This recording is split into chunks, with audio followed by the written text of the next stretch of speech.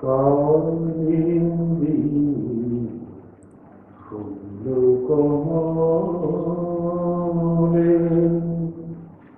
মাধবেন ক্রিয়ারত কালিন্দী ফুল কমলে মাধবেন ক্রিয়ারত ব্রহ্মানন্দম নমস্তুভ্যং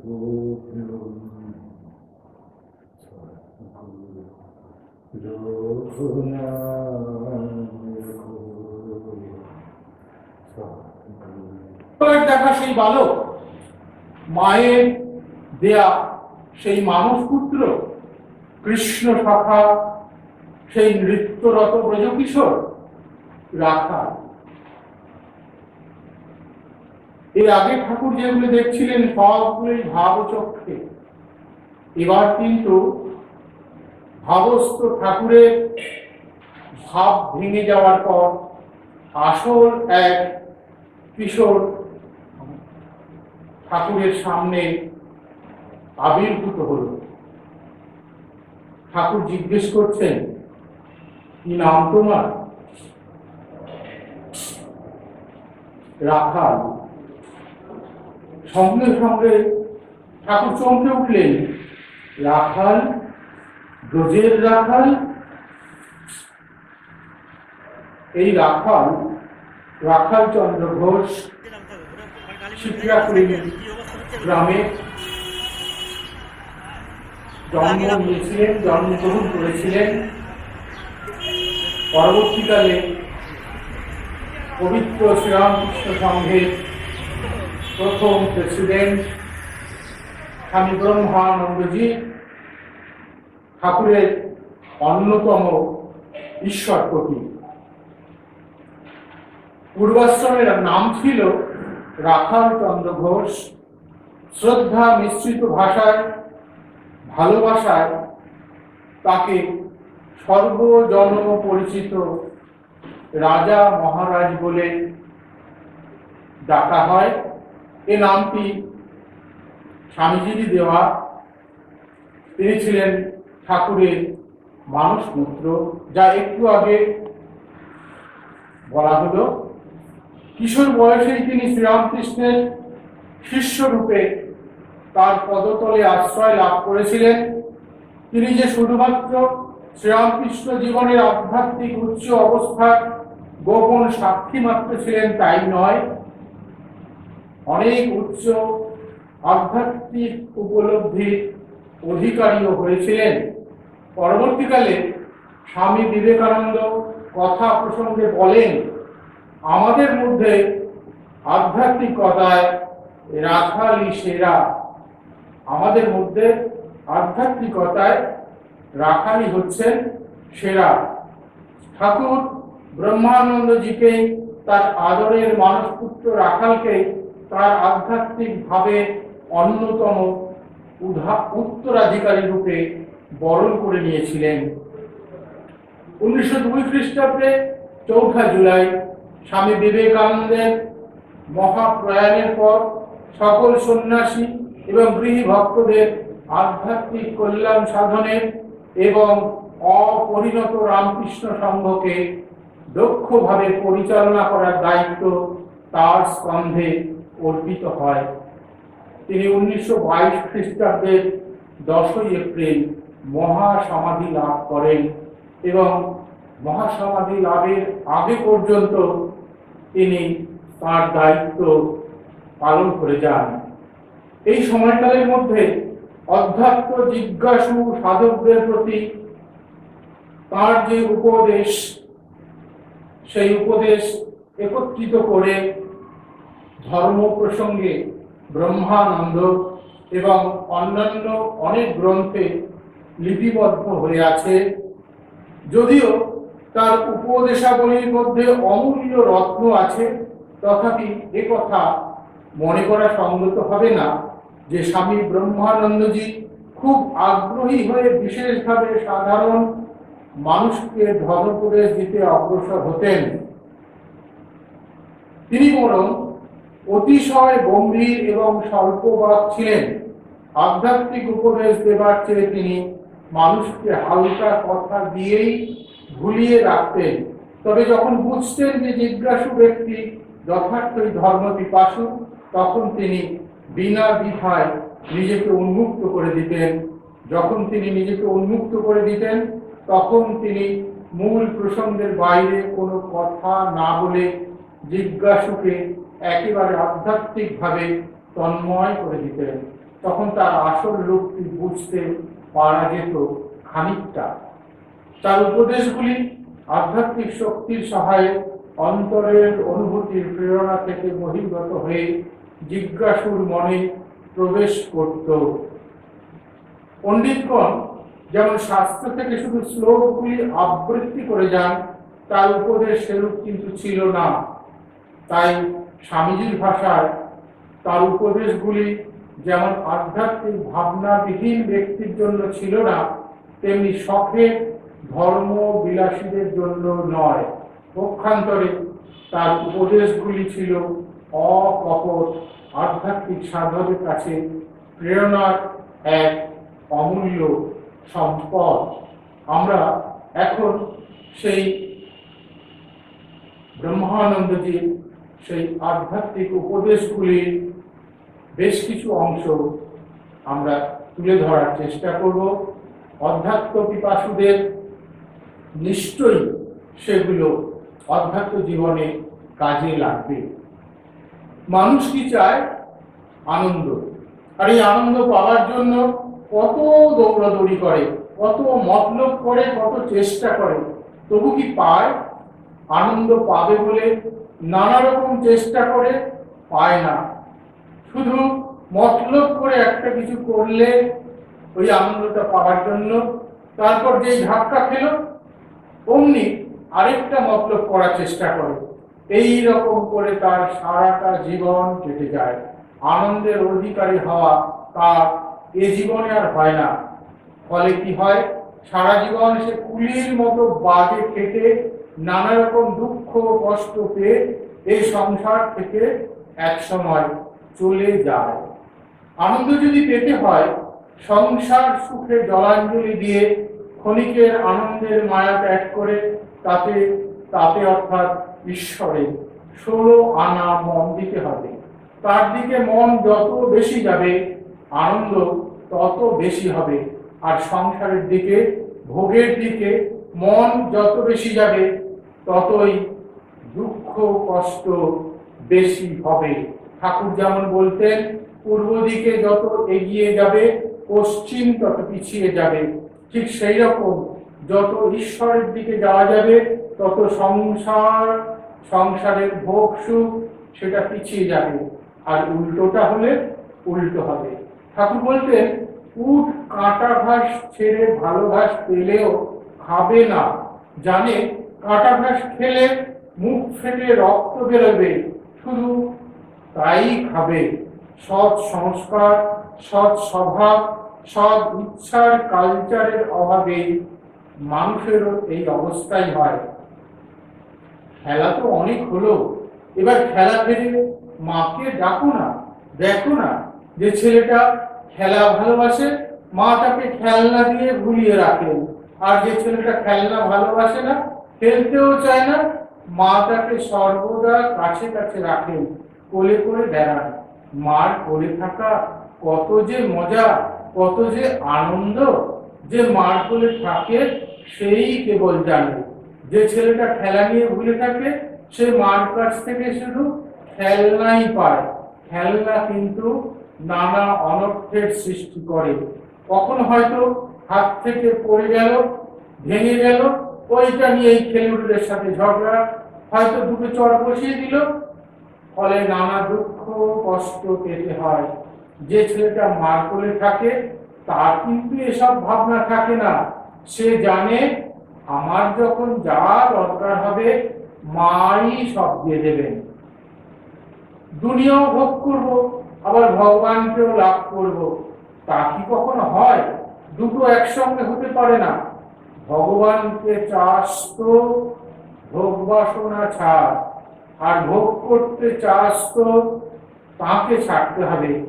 দু নৌকোয় পা দিস নে, মহা কষ্ট পাবি, একটা পথ ঠিক কর। মনুষ্য জীবনের উদ্দেশ্য ভুলিস নে, পশুর মতো খেয়ে ঘুমিয়ে আড্ডা দিয়ে কোন রকমের গোনা দিন কটা কাটিয়ে দেবার জন্য এ জীবন নয়। এই জীবনের উদ্দেশ্য ভগবান লাভ। মনুষ্য জীবন যখন পেয়েছিস তখন পৃথিবীর সব ভোগ সুখকে তুচ্ছ করে তাকে পাওয়ার জন্য, সত্যকে উপলব্ধি করবার জন্য দৃঢ় সংকল্প কর, প্রাণ যাক আর থাক। আইডিয়াল ফিক্সড হওয়া দরকার, অর্থাৎ আদর্শ একটা আগে থেকে স্থির করা দরকার। ভগবানই জীবনের একমাত্র আদর্শ। Ideal must never be lower. আদর্শকে কখনো ছোট করবে না। ঈশ্বরে খুব ভক্তি করবে, ঈশ্বর আছেন, ঈশ্বর নেই কখনো মনে করবে না। আমি বলছি ঈশ্বর আছেন, নিশ্চয় যেন আজ থেকে লেগে যাও, বুঝলে? দেরি করে আর কাজ নেই। নরশরীরে ভগবানের বিশেষ প্রকাশ, এটি বুঝবার ও ধারণা করার চেষ্টা করো। মহামায়া কত রকমের যে মানুষকে ভুলিয়ে রাখেন তিনিই জানেন। আমরা কিন্তু জানি ভগবানের ভাবকে ইতি করতে নেই, তিনি অনন্ত ভাবময়। কেউ কেউ নিত্য আর লীলা এই দুটোই দেখেন। রাসলীলা যখন হচ্ছিল তখন এক সখী আরেক সখীকে বলছিল, সখী বেদান্ত সিদ্ধান্ত নৃত্য। বেদান্ত সিদ্ধান্ত কিনা? সেই পরব্রহ্ম। পরব্রহ্ম আর কেউ নয়, ভগবান শ্রীকৃষ্ণ। এখানে নিত্য আর লীলা এক, অর্থাৎ ঠাকুর রামকৃষ্ণদেব আর তিনি যে লীলা করে গেলেন দুটোই এক।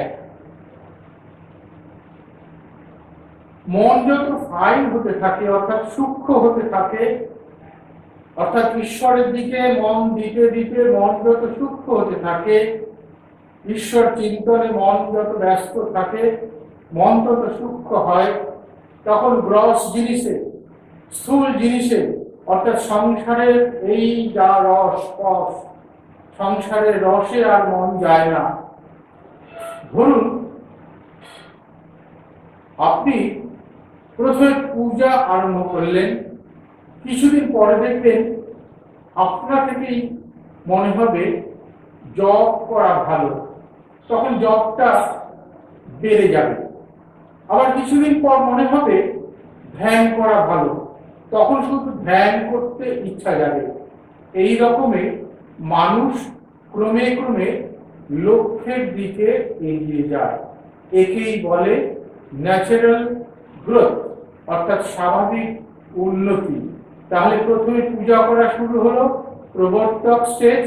কিছুদিন পর আপনা থেকেই জপ শুরু হলো, সিদ্ধের স্টেজ, সাধকের স্টেজ। এবার সাধক যখন জপ করতে করতে ধ্যানের দিকে যাচ্ছে, ধ্যান করতে ইচ্ছা হবে, ক্রমে এই সাধকের স্টেজ থেকে ধীরে ধীরে লক্ষ্যের দিকে যাবে, অর্থাৎ সিদ্ধের স্টেজের দিকে সাধক এগিয়ে যাবে। এইভাবে আমাদের স্বাভাবিক উন্নতি, অর্থাৎ ন্যাচারাল গ্রোথ আমাদের করতে হবে। মন এইরকম ভাবে যদি এগিয়ে চলে তাহলে সেটা কিন্তু নষ্ট হয় না।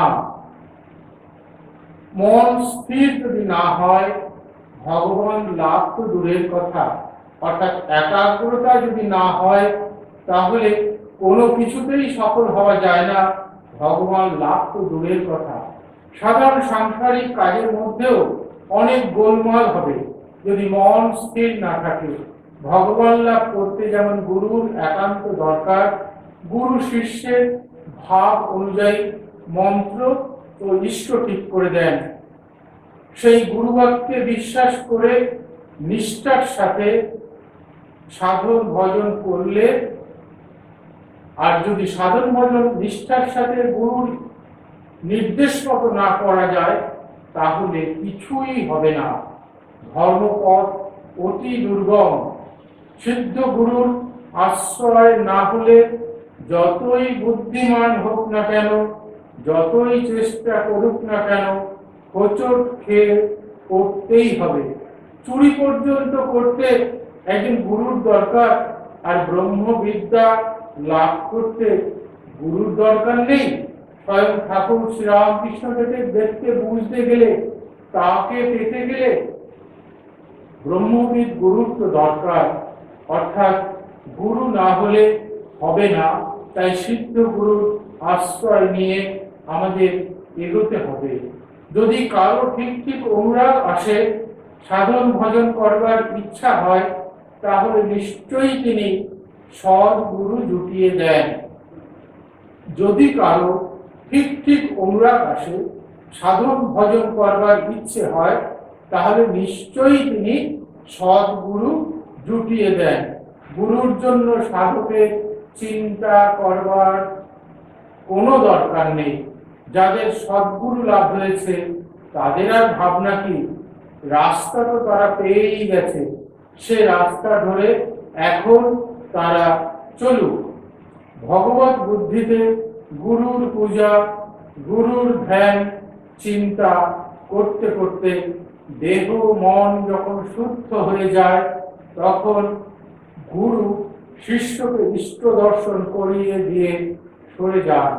শুদ্ধ আধার, শুদ্ধ মন না হলে তার দর্শন পাওয়া যায় না। শুদ্ধ আধার অর্থাৎ শুদ্ধ সংস্কার সম্পন্ন সাধক, আর সাধন পথে চলতে চলতে তার মন যখন শুদ্ধ হয়ে যায়, তখন সেই শুদ্ধ আধার সম্পন্ন সাধক শুদ্ধ মনের সাহায্যে তার ইষ্টকে দর্শন করতে পারে। গুরুকরণ যারা করেছে, গুরু তাদের পারের রাস্তা দেখিয়ে দেন, আর রাস্তার বাধা বিঘ্ন যা কিছু সব দূর করে দেন। গুরুবাক্যে বিশ্বাস করে তিনি যেমনটি বলেছেন, করে যা, দেখবি মনের ময়লা সব কেটে গিয়েছে, ধীরে ধীরে জ্ঞানের আলো আসবে। গুরুর প্রতি ঠিক ঠিক বিশ্বাস হলেই সব কাজ হয়ে গেল। গুরু তো কিন্তু কখনো মানুষ বুদ্ধি করতে নেই। শিষ্যের নিকট গুরু হচ্ছেন প্রত্যক্ষ ভগবান। নিজের মনই হচ্ছে শ্রেষ্ঠ গুরু। যখন ধ্যান করে মন স্থির হয়, তখন সেই মন তোমাকে পরপর যা করতে হবে সব বলে দেবে। অর্থাৎ ধ্যান করে মন যখন স্থির হয়, অর্থাৎ শুদ্ধ হয়, তখন সেই শুদ্ধ মন তোমাকে পরপর যা যা করতে হবে সব বলে দেবে। অর্থাৎ মনই তখন শ্রেষ্ঠ গুরু হয়ে যায়। এমনকি দৈনিক কার্যেও এরপর এটা তারপর সেটা বলে দিয়ে ঠিক তোমার হাত ধরে নিয়ে যাবে। ভগবানের অনুরাগ ভালোবাসা চাই, তবেই মন স্থির হবে। সাধন যারা করবেন তাদের বিষয়ে ব্রহ্মানন্দজি বলছেন, রাজা মহারাজ বলছেন, সাধনার প্রথম অবস্থায় খাওয়া দাওয়া সম্বন্ধে বিশেষ দৃষ্টি রাখা প্রয়োজন। শরীরের সঙ্গে মনের খুব নিকট সম্বন্ধ। শরীরের সঙ্গে মনের যেহেতু নিকট সম্বন্ধ, সেই জন্য খাওয়া দাওয়া সম্বন্ধে আমাদের বিশেষ দৃষ্টি রাখা প্রয়োজন। খাওয়ার দোষে শরীর অসুস্থ হলে সেই শরীর দিয়ে ধ্যান ধারণা করা অসম্ভব। সেই জন্য খাওয়া দাওয়া সম্বন্ধে অত বিধি ব্যবস্থা রয়েছে। এমন খাবার খেতে হবে যা সহজে হজম হয়, অথচ পুষ্টিকর, অথচ উত্তেজক নয়। অর্থাৎ শরীরের উত্তেজনা সৃষ্টি করে এমন খাবার খাওয়া সাধকের ঠিক নয়।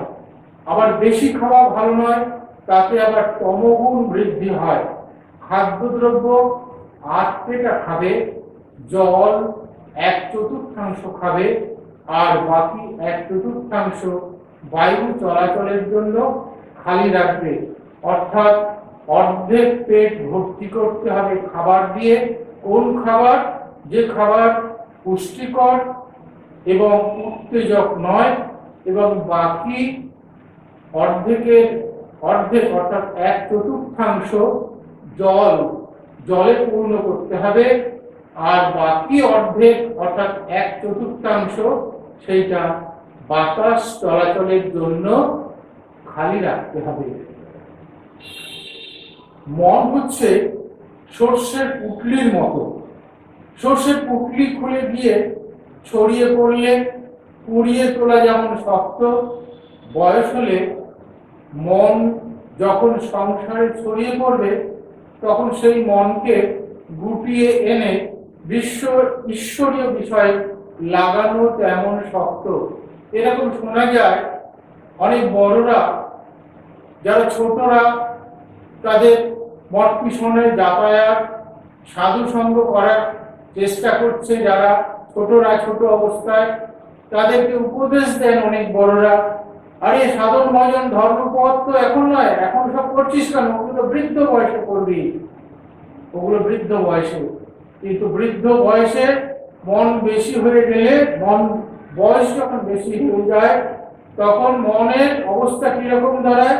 সর্ষের পুঁটলি খুলে গিয়ে ছড়িয়ে পড়লে কুড়িয়ে তোলা যেমন শক্ত, বয়স যখন হয়ে যায় তখন সেই মন, সংসারের চতুর্দিকে ছড়িয়ে যাওয়া মন, সেই মনকে গুটিয়ে এনে ঈশ্বরীয় বিষয়ে লাগানো অসম্ভব শক্ত।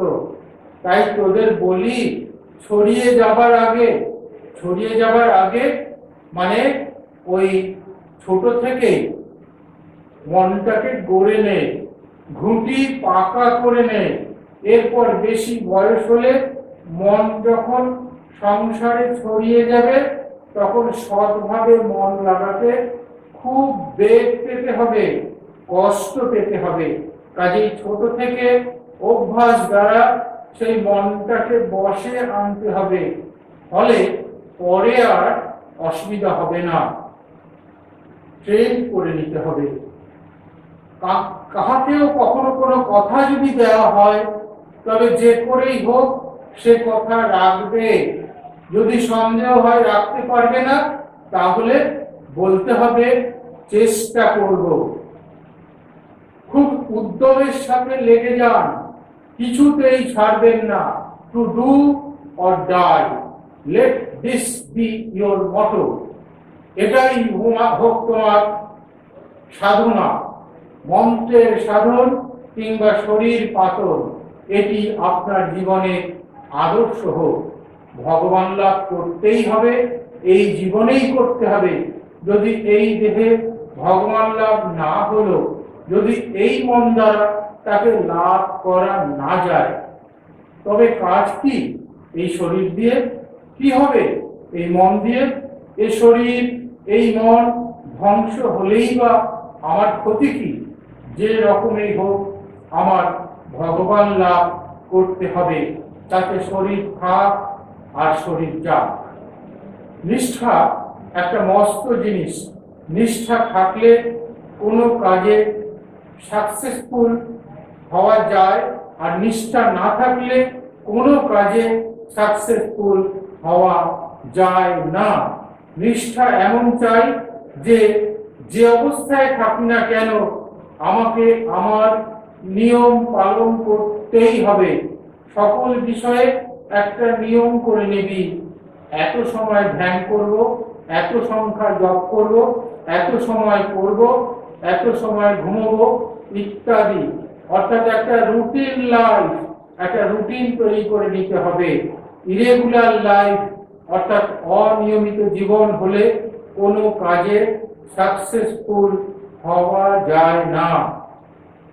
রেগুলেটেড লাইফ অর্থাৎ নিয়ন্ত্রিত জীবন শারীরিক ও মানসিক ডেভেলপমেন্ট এর শারীরিক ও মানসিক ডেভেলপমেন্টের একমাত্র উপায়।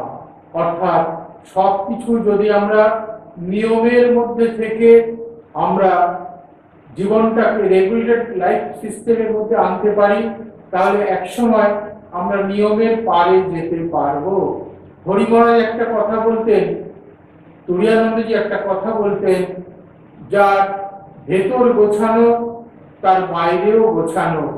অর্থাৎ যার রেগুলেটেড লাইফ, নিয়ন্ত্রিত জীবন, তার প্রত্যেকটা কাজও সুচারুভাবে সুশৃঙ্খলভাবে হয়। এবং এইরকম ব্যক্তি, এরকম মানুষই সাধক হওয়ার উপযুক্ত। আমরা বাইরের মুভমেন্ট দেখে কোন লোক ভালো কি মন্দ বিচার করি, কিন্তু ভগবান হচ্ছেন অন্তর্যামী। তিনি মন দেখে বিচার করেন। সরল প্রাণে একটিবার ডাকলেই তিনি দৌড়ে আসেন। সরল হও, মন মুখ এক করো, তার রাজ্যে অবিচার নেই। সাধু সঙ্গ বিশেষ দরকার। কেন দরকার? তাদের দেখলে, তাদের কথা শুনলে মনে ধর্মভাব ও সদ্ভাব জেগে ওঠে এবং মনের সব সংশয় দূর হয়ে যায়। তাদের পবিত্র জীবন, ভাবময় জীবন দেখে যতটা ইমপ্রেস হয়, শত বই পড়লেও তা হয় না। কোন মহাপুরুষের কাছ থেকে জেনে নিয়ে মেথডিক্যালি, অর্থাৎ যথা পদ্ধতি অনুসারে সাধন করতে হয়। হ্যাপাজার্ড অর্থাৎ বিশৃঙ্খল ভাবে করলে কি হয়? মাঝে ছেড়ে দিলে আবার দুনো খাটতে হয়, অর্থাৎ ডাবল খাটতে হয়, অর্থাৎ শুরু থেকে আবার খাটতে হয়। অবশ্য পূর্বেরটা যে একেবারে নষ্ট হয়ে যাবে তা নয়।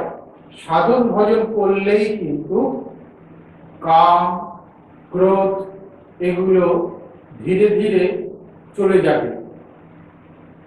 সাধুদের কাছে শুধু গেলেই হবে না, সরল প্রাণে তাদের নিকট প্রশ্ন করে মনের সন্দেহ ভঞ্জন করতে হবে। তাদের কার্য পুঙ্খানুপুঙ্খ রূপে পর্যবেক্ষণ করতে হবে এবং তাদের উপদেশ শুনে তদনুরূপ জীবন গঠন করতে হবে। নিজে কিছু না করে শুধু সাধুদের কাছে গেলেই হবে না, ওটা কিন্তু সাধু সঙ্গ হলো না, ওসব হচ্ছে ফাঁকির কথা।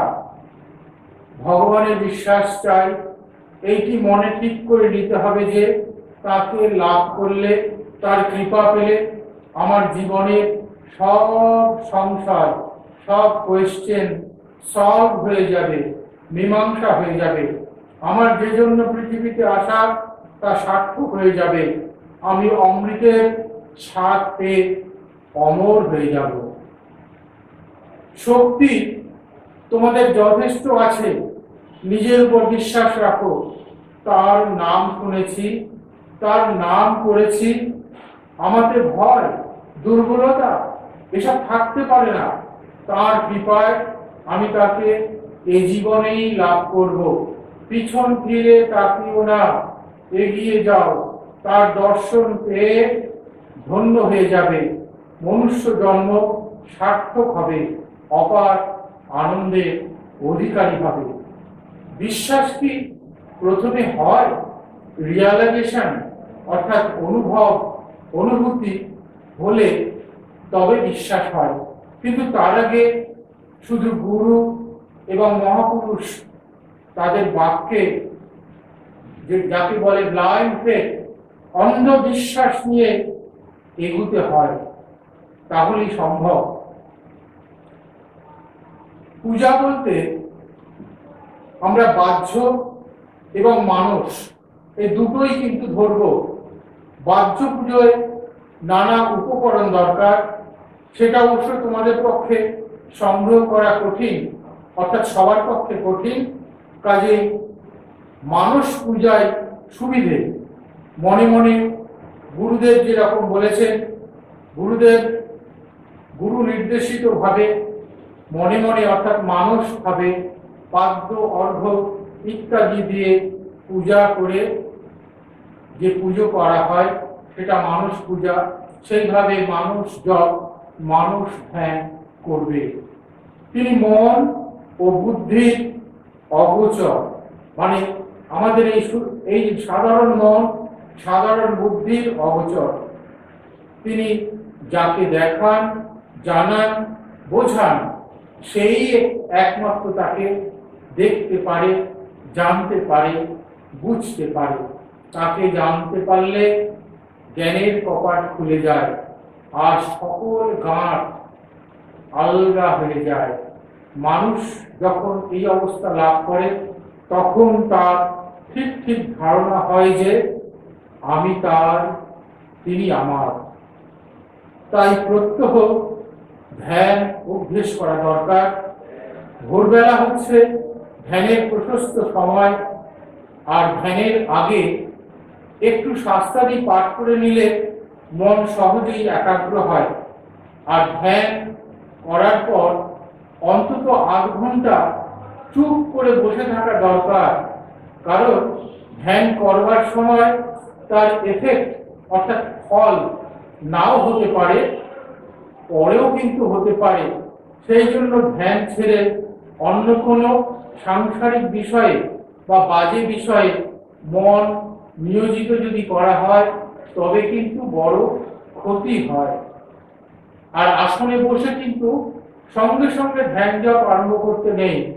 প্রথমে বিচার করে মনকে বাইরে থেকে গুটিয়ে এনে, অর্থাৎ সংসারের সবকিছু থেকে গুটিয়ে এনে তারপর ধ্যান জপ আরম্ভ করতে হয়। এইভাবে কিছুদিন অভ্যেস করতে করতে মন ক্রমশ স্থির হয়ে আসবে। আর বেশ সোজা হয়ে পা মুড়ে বসতে হবে। আর দুটি হাত বুকের কাছে বা পেটের কাছে রেখে, পেটের ঠিক উপরে রেখে ধ্যান করবে। জপের সঙ্গে সঙ্গে আমরা এ প্রসঙ্গে বলি, আমাদের চতুর্থ ভূমি হচ্ছে হৃদয়। ঠাকুর হৃদয়কে বলছেন ডঙ্কা মারা জায়গা, অর্থাৎ বুকের কাছে রাজা মহারাজ হাত রাখতে বলছেন, অথবা পেটের ওপরে। তাৎপর্য এইটাই বলেই মনে হয়। জপের সঙ্গে সঙ্গে মূর্তি চিন্তা করতে হয়, নইলে জপ ভালো হয় না। পূর্ণ মূর্তির ধ্যান না হলেও যেটুকু সামনে আসে তাই নিয়ে ধ্যান আরম্ভ করবি। প্রথমে পাদপদ্ম থেকে আরম্ভ করবি, না পারলেও স্ট্রাগল করবি, নাইলে ছাড়বি কেন? করতেই হবে। ধ্যান কি সহজে হয়? ধ্যান জপ অভ্যেস করা প্রথম বিশেষ দরকার। যদি ভালো নাও লাগে তবু নিত্য অভ্যাস করতে হবে। শুধু অভ্যাসেই অনেক কাজ হয়।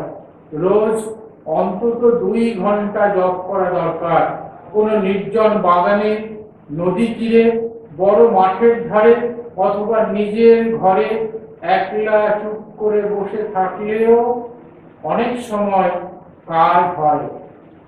প্রথম একটা রুটিন অর্থাৎ নিয়মিত কার্য পদ্ধতি করে আরম্ভ করা উচিত। এমন কোনো কাজের ভার নেওয়া উচিত নয় যাতে রুটিনটি নিয়মিত, অর্থাৎ ওই যে রুটিন নিয়মিত কার্য পদ্ধতি করা হয়েছে তাতে ভেঙে যায়। অর্থাৎ এমন কোনো কাজের ভার, অসম্ভব কোনো কাজের ভার নিতে বারণ করা হচ্ছে যেটা সাধকের পক্ষে করা সম্ভব নয়। মন্ত্রার্থ কি রকম জানিস?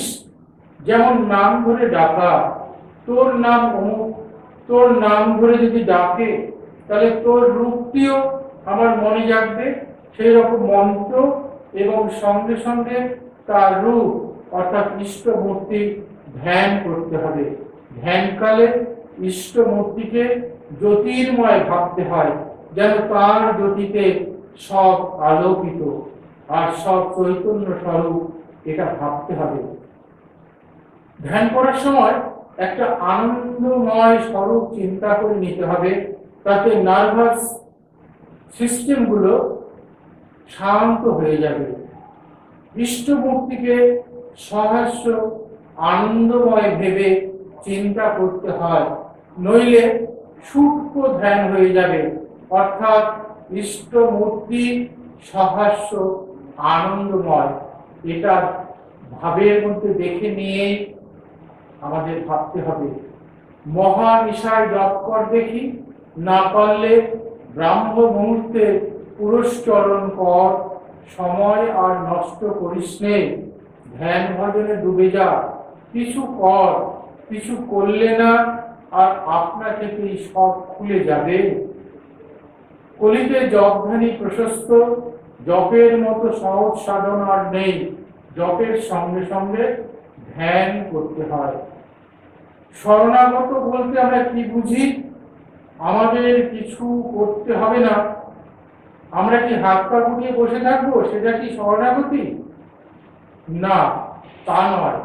তার কাছে সরল প্রাণে সর্বদা প্রার্থনা করতে হবে, হে প্রভু, আমি ভালো মন্দ কিছু জানি না, আমি তোমার আশ্রিত, আমার যা অভাব তুমি পূরণ করো, যে রাস্তায় চললে আমার কল্যাণ হবে সে রাস্তায় নিয়ে চলো, তোমার সরল মনন করার শক্তি আমায় দাও। মানুষের সাধ্য কি তার ধারণা করে, তিনি তার কৃপা করে, তিনি যদি কৃপা করেন, কৃপা করে যাদের বোঝবার সামর্থ্য দেন তারাই বুঝতে পারেন। যারা তার কৃপা পেয়েছে তারাই কেবল সংসার জাল কাটিয়ে ভক্তি মুক্তির অধিকারী হয়। কৃপার মধ্যেই আসল শক্তি লুকিয়ে আছে। কৃপা করো তবে পাবে। কাজে ঈশ্বরকে সাধ্যমতো সাধনা দ্বারা সন্তুষ্ট করতে হবে, তাহলে নিশ্চিতভাবে ঈশ্বরের কৃপা হবে। এই বুদ্ধি নিয়ে কি তাকে বোঝা যায়? যে বুদ্ধি নিয়ে ঈশ্বরকে বুঝতে হবে সেটা হচ্ছে শুদ্ধা ভক্তি, শুদ্ধ বুদ্ধি। মানুষের কি শক্তি আছে? তাই তার শরণাগত হও, তার যা ইচ্ছা তাই তিনি করুন। তিনি ইচ্ছাময়, তাকে ভালোবাসতে হয়। তার শরণাগত হওয়া কি কত সহজ রে! তার চরণে নিজেকে বিকিয়ে দেওয়া সোজা কথা নয় রে। যাকে জানি না, চিনি না, কেমন করে তাকে ভালোবাসবো, কেমন করে তার কাছে নিজেকে বিলিয়ে দেবো, এ প্রশ্ন মনে উঠতেই পারে। ওয়ার্ক অ্যান্ড ওয়ার্কশিপ একসাথে করতে হবে। অর্থাৎ ওয়ার্ক বলতে এখানে সেবা, কর্মযোগ, আর ওয়ার্কশিপ মানে হচ্ছে পুজো অর্থাৎ উপাসনা। এটা একসাথে করতে হবে। কেবলমাত্র শুধু সাধন ভজন নিয়ে থাকলে হবে না, কিন্তু কজনে তা পারে। কর্ম করতে করতে প্রথমে কর্মতে শুরুতে প্রীতি আনতে হবে, আর ফলের দিকে দৃষ্টি না রেখে কাজটা করতে হবে, তাহলেই কর্ম করা যাবে।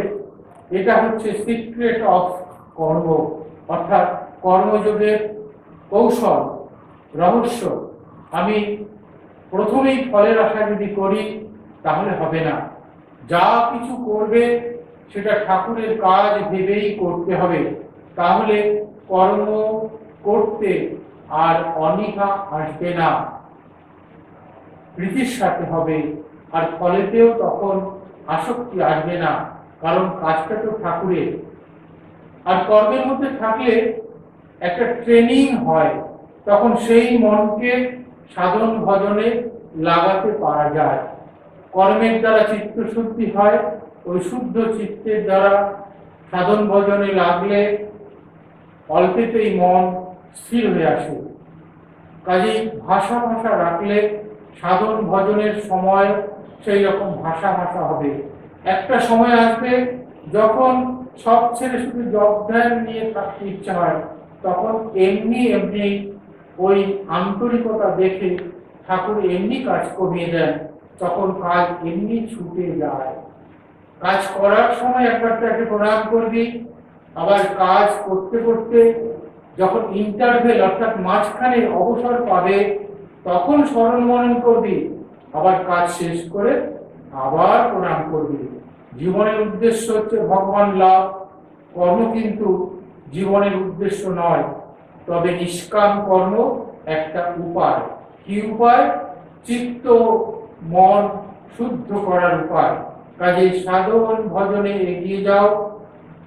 সাধন করতে করতে শেষে জানা যাবে ঈশ্বরই বস্তু আর সবই হচ্ছে অবস্তু। কাজেই আমাদের সেইভাবে এগোতে হবে। সেইভাবে যদি আমরা এগোই তাহলে কিন্তু আমাদের আর কোনো চিন্তা নেই। মনটাকে ঠিক কম্পাসের কাঁটার মতো করতে হবে। জাহাজ যেদিকেই থাক না কেন, কম্পাসের কাঁটা উত্তর দিকে যেমন থাকে, জাহাজের যেমন দিক ভুল হয় না, তেমনি মানুষের মন যদি সততই সর্বদাই ঈশ্বরের দিকে থাকে তাহলে তারও আর কোনো ভয় থাকে না। কি কর্মে, কি পূজায়, কি উপাসনায় আমরা যদি সর্বদা ঈশ্বরকে আমাদের কম্পাসের কাঁটার মতো করে ভেবে নিতে পারি, সদাই জীবনের ধ্রুবতারা হিসেবে ভাবতে পারি, তাহলে আর ভয় নেই। আসল তপস্যা তিনটে জিনিসের উপর নির্ভর করে আছে। একটা হচ্ছে সত্যাশ্রয়ী হতে হবে, সত্য পথে চলতে হবে, সত্য কথা বলতে হবে, সত্য মেনে চলতে হবে, সত্য খোটাকে সর্বদা ধরে থাকতে হবে প্রত্যেকটা কাজে। দ্বিতীয়, কামজয়ী হতে হবে। তৃতীয়, বাসনা জয়ী হতে হবে। এই তিনটে পালন করতে হবে যদি ধর্মপথের সর্বোচ্চ স্টেটে পৌঁছানোর ইচ্ছা থাকে। এইগুলি জীবনে ফলানোই হচ্ছে তপস্যা। খুব তপস্যা চাই। 2 পয়সার ঘুঁটে কিনে জ্বালিয়ে আগুনের মধ্যে বসা তো খুব সোজা, কিন্তু কাম ক্রোধাদি এই যে ষড়রিপু, এগুলোকে দমন করা, দমন করে রাখা, ওদের এক্সপ্রেস হতে না দেওয়াই হচ্ছে প্রধান তপস্যা। কাম ক্রোধাদি রিপু দমনই হচ্ছে শ্রেষ্ঠ তপস্যা। তাতে জানবার জন্যই তপস্যা। তপস্যা ছাড়া কিছু হয় কি? ব্রহ্মা প্রথমে শুনেছিলেন তপহ তপহ তপ, অর্থাৎ তপস্যা করো।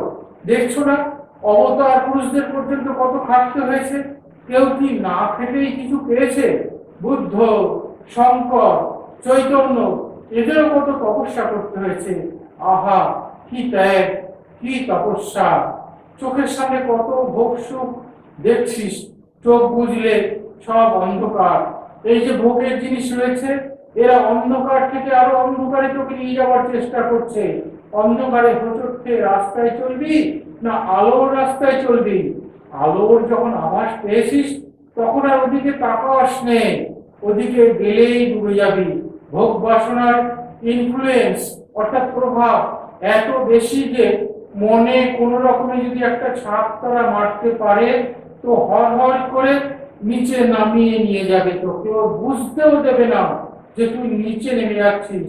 এই সব বিপদ থেকে রক্ষা পাওয়ার একমাত্র উপায় নিজেকে সম্পূর্ণরূপে তার চরণে বিকিয়ে দেওয়া। ভয় ও দুর্বলতা মন থেকে দূর করে দাও। পাপ পাপ ভেবে মন কখনো খারাপ করবে না। যত বড় পাপই হোক না কেন, লোকের চোখেই শুধু তা বড়, ভগবানের দিক দিয়ে কিন্তু তা কিছু নয়। তার এক কৃপা কটাক্ষে কোটি কোটি জন্মের পাপ এক মুহূর্তে ছিন্ন হতে পারে। লোককে পাপের পথ থেকে নিবৃত্ত করার জন্য পাপের অত গুরুতর শাস্তির কথা লেখা আছে। তবে কর্মের ফল তো আছেই।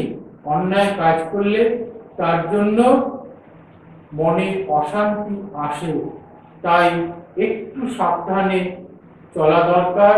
নিরাশ হবার কোনো কারণ নেই। কর্মের ফল অনিবার্য, হেলায় হোক খুব ভক্তির সাথে হোক, নাম করলে তার ফল হবে। তাই কিছুকাল নিয়মিতভাবে যদি সাধন করা যায় তাহলে কিন্তু এক সময় মন বশ হবে। সেই মন বশ হলে ধীরে ধীরে ঠাকুরের দিকে যাবে। ঠাকুর তোদের সঙ্গে সঙ্গে রয়েছেন, একটু কর না, দেখবি তিনি হাত বাড়িয়ে রয়েছেন। তিনি সব বিপদ আপদ থেকে রক্ষা করবেন। তো তার যে কত কৃপা, এ কি বোঝানো যায় রে? এ বোঝানো যায় না। কাজেই সম্পূর্ণ ভাবে চেষ্টা করতে হবে। চেষ্টা যদি করা যায় তাহলেই সম্ভব। আর স্বামীজির বই ভালো করে পড়বি, যেখানে বুঝতে না পারবি তখন বড়দের কাউকে জিজ্ঞেস করে নিতে হবে। তাদের পায়ে আত্মসমর্পণ করো, শরীর মন সব তাদের পায়ে দিয়ে দাও, তাদের গোলাম হয়ে যাও, অর্থাৎ ঠাকুর মা স্বামীজি। এই শরীর মন সব তোমাদের দিয়ে দিলুম, এর দ্বারা যা করবার করো, আমাদের ক্ষুদ্র শক্তিতে যতটুকু হয় করবার জন্য সর্বদা প্রস্তুত। তখন তোমার ভাব তাদের উপর, তোমাকে নিজে আর কিছু করতে হবে না।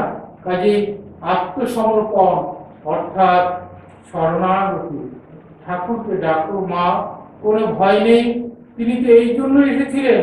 নাম করো, প্রথম দুদিন একটু কষ্ট হবে, তারপর সবই ঠিক হয়ে যাবে। সবশেষে ব্রহ্মানন্দজির শেষ একটা বাণী উচ্চারণ করে শেষ করব। ব্রহ্মানন্দজি বলছেন, দেখো আমার যা কিছু আছে সব তোমাদের দিতে পারি, কিন্তু ভগবানকে দিতে পারি না।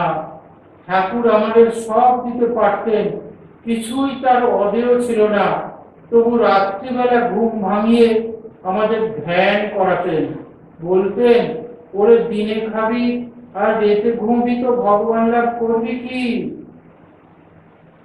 কাজে সাধন ভজন করতে হবে, কষ্ট না করলে তো কেষ্ট মিলবে না। কাজে আমাদের সাধ্য মতো সাধন এবং প্রার্থনা করলে নিশ্চয়ই আমরা মনুষ্য জীবনের উদ্দেশ্য, চরম উদ্দেশ্য, পরম পাওয়া, সেই ভগবানকে পাব, ভগবান লাভ করব। ওম শান্তি শান্তি শান্তি।